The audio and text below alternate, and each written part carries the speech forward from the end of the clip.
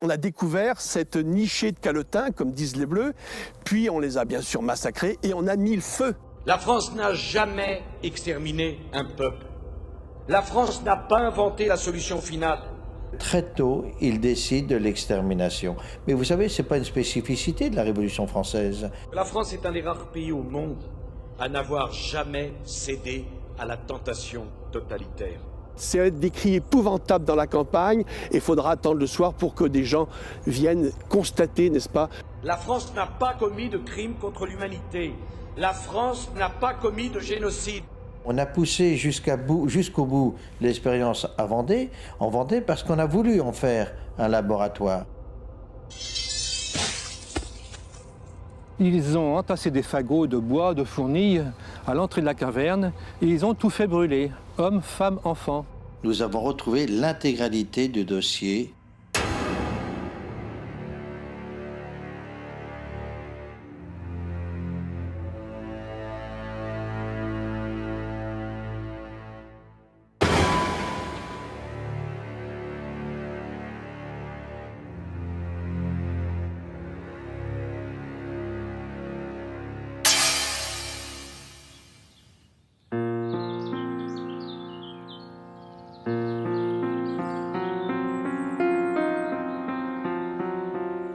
La première chose qui frappe, c'est celle-ci. Des calvaires et des croix, partout, à chaque carrefour, presque à chaque coin de rue, chaque route de campagne, au détour de chaque parcelle de terre. Comment expliquer cette multitude de signes? Le paysage religieux de Vendée est lié à son histoire.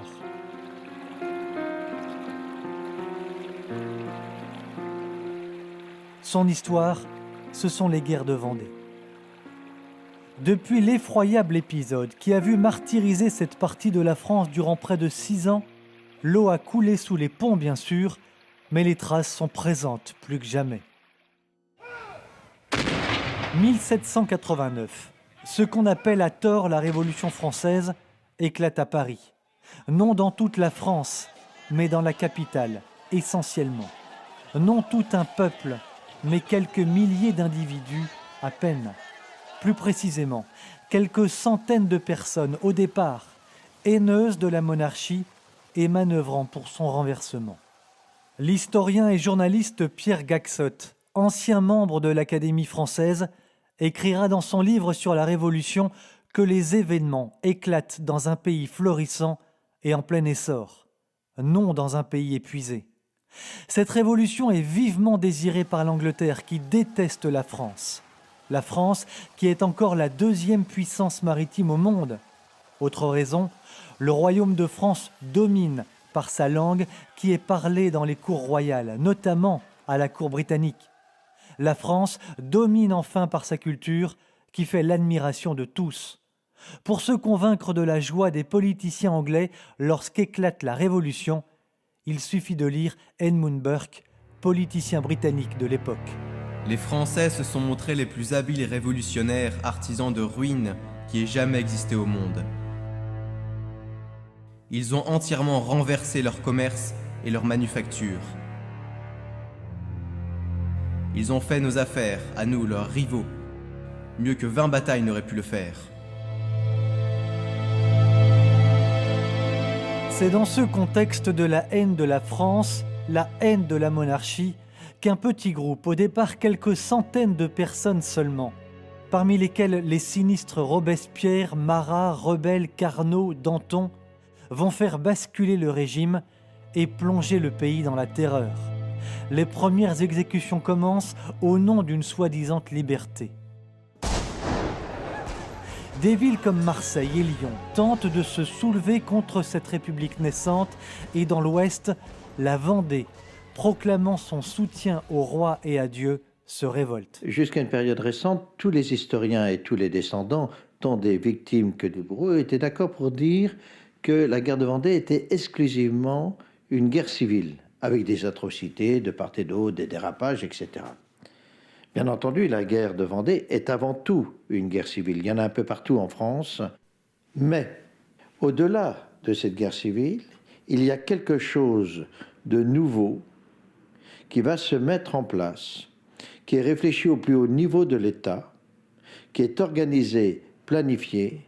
C'est l'extermination de l'autre, non pas pour ce qu'il a fait, mais pour ce qu'il est. Ce qu'il est, c'est tout ce que la République vomit.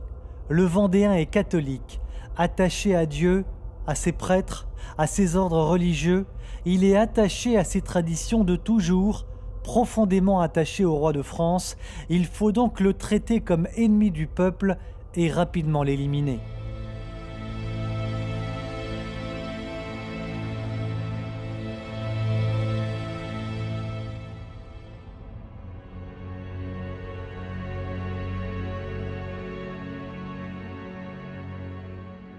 Voici des documents exceptionnels, les preuves des plans d'extermination que Reynald Secher a retrouvés dans les archives nationales à Paris. La lecture de ces documents officiels glace le sang.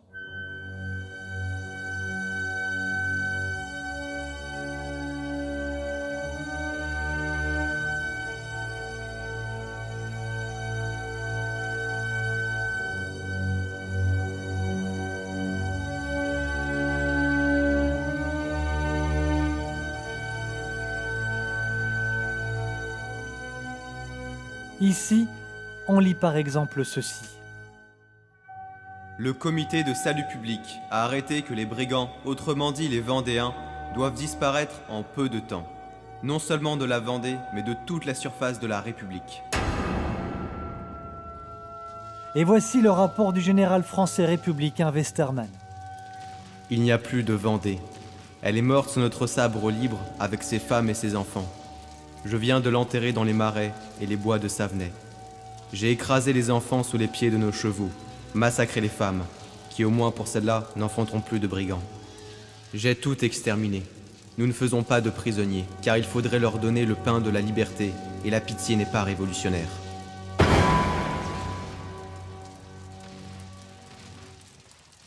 Un sinistre politique écrira notamment « Plaçons la terreur à l'ordre du jour ».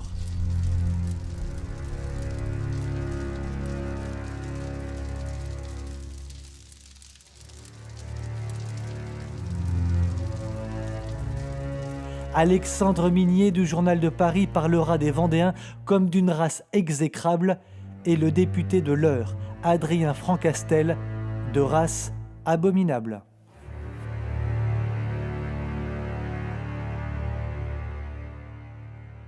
Quelles sont les raisons profondes du soulèvement progressif et général de la Vendée et des départements voisins ?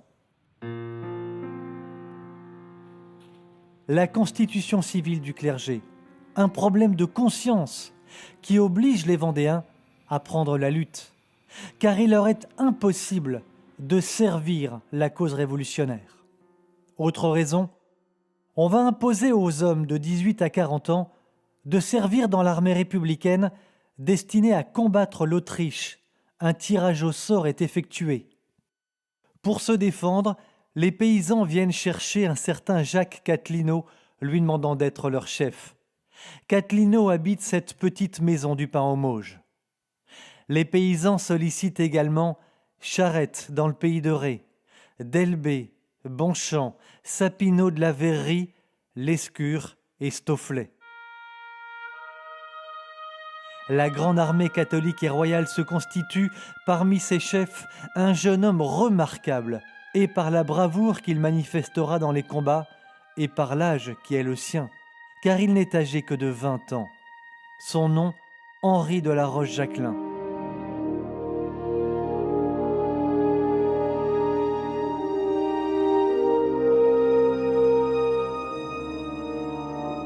Ce 13 avril 1793, ce seront près de 2000 paysans qui viendront le chercher, ici même, dans la cour de son château aujourd'hui en ruine, car plus tard, brûlé 5 fois par les républicains.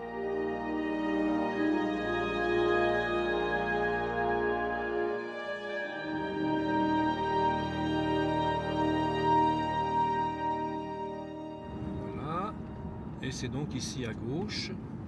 Nous sommes au cœur de la Vendée en compagnie de Jean Camille et Meuriot. Il est restaurateur de profession. il a écrit un ouvrage passionnant racontant l'histoire de ses ancêtres.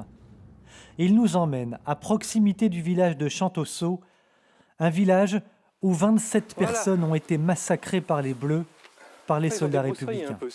Nous sommes le 17 mai 1794. Déjà, les colons finlandais ont déjà ratissé Chantosso et toute la région déjà au mois de mars. Mais voilà que tout d'un coup, on entend à nouveau des coups de feu. Les gens s'affolent, les Bleus reviennent, et c'est vrai, les Bleus revenaient. Alors les gens ont pris peur, il y a 27 personnes environ du bourg de Chantosso qui sont partis se réfugier ici dans une ancienne caverne qu'il y avait dans le vallon là. Les Bleus en arrivant ici, ils ont entassé des fagots de bois, de fournis à l'entrée de la caverne et ils ont tout fait brûler, hommes, femmes, enfants. Nous nous rendons chez Jean Camille à quelques kilomètres d'ici. Jean Camille veut nous montrer un document d'époque, le registre d'un prêtre du village de Drain qu'il a sauvé de la destruction il y a quelque temps. Dans ce registre, le prêtre y a consigné les meurtres qui ont eu lieu sur la commune. Gens massacrés les 16 et 17 mars l'an 1794 par l'armée révolutionnaire, et là ça a été c'était rayé, ça a été raturé, dont la mission était de mettre tout à feu et à sang dans la Vendée. Et alors là, j'ai retrouvé la liste de tous les massacrés de Drain, et dont ceux qu'on a massacrés dans la forêt du parc, où il y a les noms de mes ancêtres, évidemment. Mais ce n'est pas la seule. Toutes les familles de Drain ont été en grande partie massacrées. Parce qu'en fin de compte, quand on fait le compte, il y a 160 et quelques victimes. Sur la commune ? Oui. Les mois passent, les massacres se répètent. Parce que la République ne parvient pas à mater les Vendéens, elle va semer la terreur. Parmi les massacres qui resteront dans les mémoires des habitants, les Luc-sur-Boulogne. Ici, c'était réfugier des femmes par ce chemin, n'est-ce pas, poussés en quelque sorte par les Bleus, et avaient pénétré dans la chapelle. Donc, on les a évidemment éliminés, exécutés, puis ensuite on a mis le feu à la chapelle. Le massacre a beaucoup marqué parce qu'il a eu lieu dans des conditions absolument épouvantable. On cite par exemple dans un village le cas d'une jeune femme qui est enceinte, que les Bleus vont assassiner, lui arracher la langue et ensuite lui arracher l'enfant qu'elle porte, etc. C'est des cris épouvantables dans la campagne. On a un document ici extraordinaire qui est absolument indéniable. C'est le registre que tenait le curé du temps, qui est l'abbé Barbedette, qu'on surnommait par ici le curé Grand-Beau. Il a laissé un registre où tous les noms sont consignés. Donc on peut suivre village par village les atrocités. On peut connaître les atrocités, ou plutôt les destructions humaines dans chaque famille. Par exemple, la famille Simoneau, je crois qu'elle compte 18 victimes.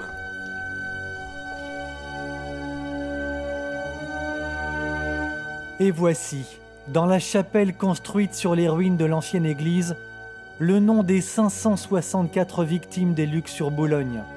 Parmi elles, 110 enfants de moins de 7 ans, 33 enfants de moins de 2 ans et des bébés tout juste nés. Il y aura le massacre des Luc-sur-Boulogne, il y aura aussi, à 105 km d'ici, le massacre de la forêt de Vezin. Un camp de réfugiés, des paysans et leurs familles, mais aussi un hôpital de campagne. C'était le quartier général de Stofflet.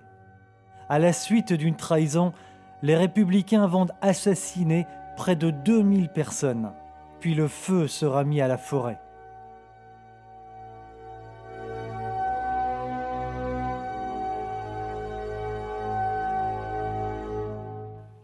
Il y aura enfin les noyades dans la Loire, imaginées par Jean-Baptiste Carrier. Noyades où le sadisme sera poussé à l'extrême. On attachait les hommes et les femmes ensemble, nus, et on faisait couler les embarcations. Les tortionnaires appelaient cette pratique les mariages républicains. Si les noyades prenaient trop de temps, on perçait les malheureux à coups de baïonnette. Au moins 5000 Vendéens mourront de cette atroce manière. À de nombreuses reprises, l'armée catholique et royale remportera d'incroyables victoires contre la République. À Thouars, le 5 mai 93, à Fontenay, le 25 mai, à Saumur, le 9 juin. Des victoires qui, à diverses périodes, seront bien près de faire vaciller le nouveau régime. Mais la fureur de la Convention sera à la hauteur de ses ambitions. Elle redoublera de vengeance et de cruauté pour parvenir à ses fins. Sentant les armées vendéennes perdre de leur force en raison de la mort de nombreux chefs, les paysans et leurs familles, soit 80 000 personnes, paniquées, traversent la Loire pour fuir. C'est ce qu'on appellera la virée de Galerne.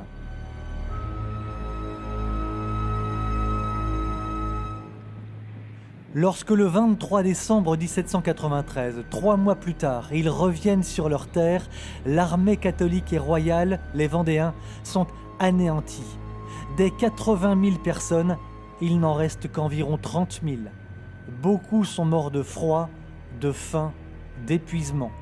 La République exprimera alors toute sa vengeance. Ce sera le début du génocide, la construction de fours humains et les tanneries de peau humaine, que l'on verra aussi à Lyon et Marseille. Comment expliquer cette folie finalement qui s'est emparée des personnages les plus haut placés de l'État pour chercher à anéantir un peuple? L'idéologie. Nous ou les autres. Et ils sont tellement convaincus, c'est toute la pensée de Rousseau. Si le peuple pense mal, il faut changer le peuple. Donc, ils ont essayé de changer le peuple. Il n'y a que 2 solutions pour changer un peuple. Soit on le régénère, soit on l'extermine. Et ils ont essayé de le régénérer dans sa globalité. Le tollé a été tel, la résistance a été telle, que très tôt, ils décident de l'extermination. Mais vous savez, ce n'est pas une spécificité de la Révolution française. Vous avez un certain nombre d'autres régimes de même nature qui ont œuvré dans le même sens. Tous les systèmes qui privilégient un système sur l'autre de manière totalitaire, globale, systématique, entraînent les mêmes conséquences. L'élimination de l'autre, non pas pour ce qu'il a fait, mais pour ce qu'il est. On va éliminer le clergé parce que c'est le clergé. On va éliminer le noble parce que c'est un noble. Il y a l'histoire officielle et puis la véritable histoire en France, sur beaucoup de sujets. C'était il y a 222 ans. Ces massacres, ce génocide, organisé, planifié par l'État, n'a jamais été reconnu. La France se tait, le silence est assourdissant. Les chefs d'État se succèdent aux affaires de la France, le génocide est nié, en dépit des preuves irréfutables. Pas un mot dans les manuels scolaires de l'extermination de cette partie du peuple de France, pas un mot, c'est à peine croyable. Quand on sait qu'ils furent 180 000, au moins, femmes, enfants, soldats, vieillards, paysans, à avoir été massacrés pour ce qu'ils défendaient, en particulier la foi catholique. C'est ce que Rénal Séché rappelle fort justement un mémoricide, l'effacement volontaire par la République de pans entiers de l'histoire de France, de faits qui dérangent véritablement la République. Finalement, en taisant ce génocide, la République française, les républicains, grands donneurs de leçons, en particulier aujourd'hui, n'ont pas grand-chose à envier à ce que firent Lénine, Staline ou Hitler.